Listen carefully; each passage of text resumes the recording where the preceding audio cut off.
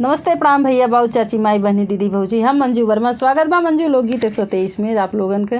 तो बहुत बढ़िया ललनवा तर्ज पे सुहाग गीत लेके आई काहे कि शादी विवाह के दिन नचकाए आई लगन आई हुए भैया लोगन। तो थोड़ा विवाह गीत भेज दे आप लोगन के पास जौन कि सीखा और गावा आप लोग।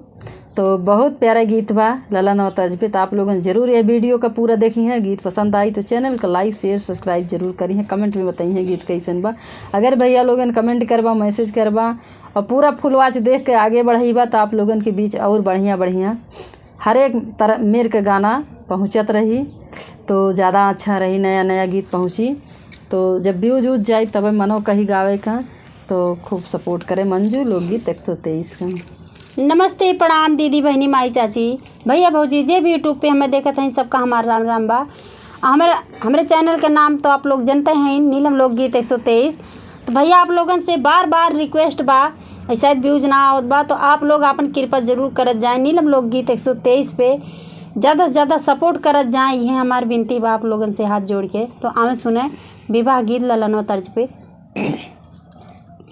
बाबा के दुआरा हरदिया के पेड़वा हरदिया के पेड़वा अरे हरदी फूलाई आधी रात रे लालनावा अरे हरदी फूलाई आधी रात रे लालनावा घोड़ावा चढ़ल दुल्हे आवे ससुररिया हो आवे ससुररिया अरे देखे हरदिया के पेड़ रे लालनावा अरे देखे हरदिया के पेड़ रे लालनावा ई है हरदी सरवा देता दाए जावा हो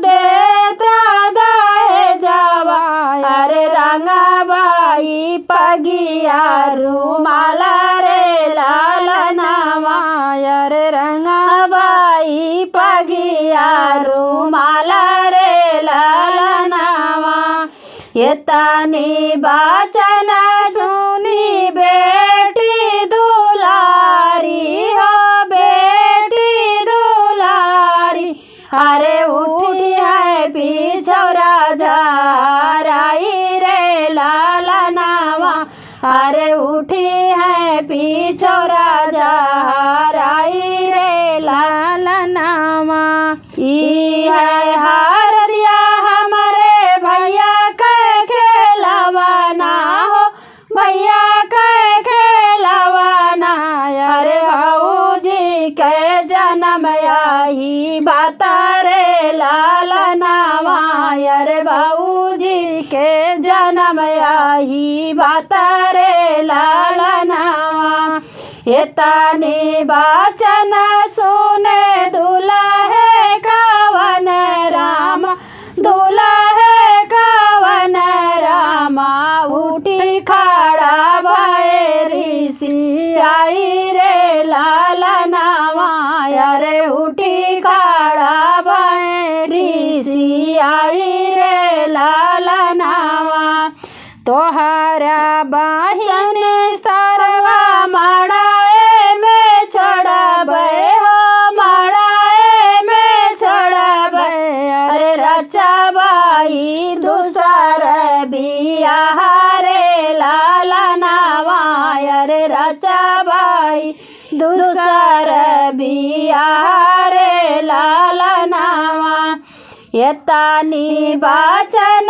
सुने सरवा कवन रामा सरवा कवन रामा सुना जी जाया रज हमारा रे लालनावा अरे सुना जी जाया रज हमारा रे लालनावा हमारे बहिन जीजा बहुत नादान बाटी बहुत नादान बाटी जीजा कराबतिया कै माखरे लाल नवायर जिनी कार दिया के मखरे ललनावा ई है हर दीजी जा बैला लदाई हो बैला लदाई बै अरे रंगलिया पगिया रूमाला रे लाला नावा अरे रंगलिया पगिया रूमाला रे लाला नावा बाबा के दुआरवा हर दिया के पेड़ावा हर दिया के पेड़ावा अरे हरदी फूलने आधी रात रे लाला नामा अरे हरदी फूलने आधी रात